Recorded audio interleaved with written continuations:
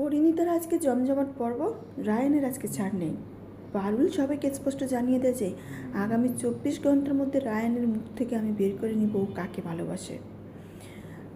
এদিকে দেখা যাচ্ছে যে পারুলের জলের মধ্যে রায়ান জোফল মিশাচ্ছে। তখনই ঋত্বিক বলে যে এটা মিশিয়ে তুমি খেলে তুমি অসুস্থ হয়ে যাবে, তাহলে আর তুমি কোর্টে যেতে পারবে না। পিসিমণি বলে রায়ান তোকে সত্যি ভালোবাসে রে পারুল। পারুল বলে তাহলে বলছে না কেন?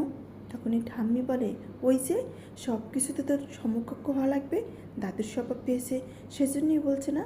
তখনই পারুল বলে তোমরা দেখে নিও, আজকে 24 ঘন্টার মধ্যে রায়ানের মুখ থেকে আমি বের করে নেব ও কাকে ভালোবাসে। পারুল রায়ানের সাথে চ্যালেঞ্জ করবে যে তুই যদি সত্যিটা না বলিস তাহলে কিন্তু আমি এখন ছাদ থেকে চাপ দেব। আর পারুলকে বাঁচানোর জন্যই রায়ান সত্যিটা পারুলকে বলে দেবে। কিন্তু বলে দেওয়ার পরে রায়ানের রিয়াকশন কী হবে? রায়ান তো এভাবে সত্যিটা পারুলকে বলতে চায়নি। আর সত্যি কি পারুল রায়ানকে সত্যিটা বলাতে পারবে? সেটা দেখতে হলে কিন্তু আজকের পরিণীতা অবশ্যই দেখতে হবে। আজকের পরিণীতাটা অসম্ভব জমজমাট হবে, কেউ মিস করবেন না।